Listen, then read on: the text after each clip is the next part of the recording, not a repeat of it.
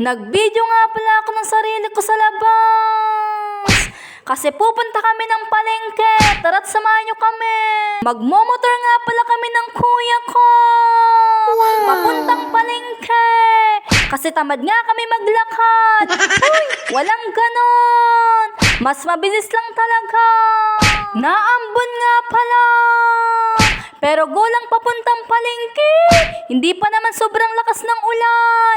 Bahala na si Batman talaga. Papunta nga pala kami ng palengke para bumili ng ulam. Gusto sana namin ng tinulang manok. Ang sarap kasi humigop ng mainit na sabaw kapag ganitong panahon. Naghahanap nga pala kami ng sayote dito sa palengke.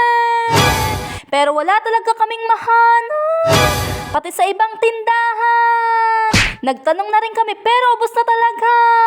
Parang napagod na ako kakahanap kaya sabi ko dito na lang talaga ako. At lumakas na nga ang ulan. Buti na lang nakauwi kami bago kami inabutan ng malakas na buhos. Ang ending, adobong baboy na lang ang naging ulam namin. Tapos nalaman pa namin na ubos na pala ang manok.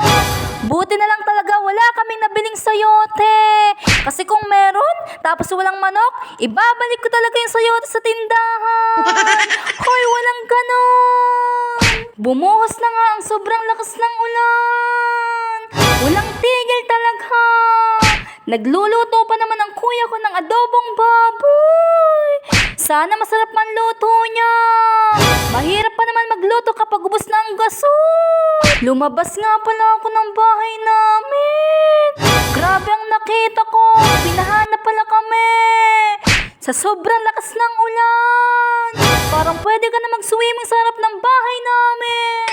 Naluto na nga pala ang napakasarap naming adobong baboy. Yummy! At syempre ako ang taga-serve. Wow! May dala pa nga akong cake.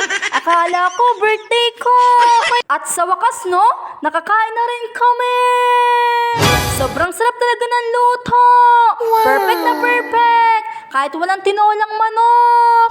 Okay lang. Sa susunod na lang talaga yun. Akala ko talaga no, makakaligtas na ako sa paghuhugas.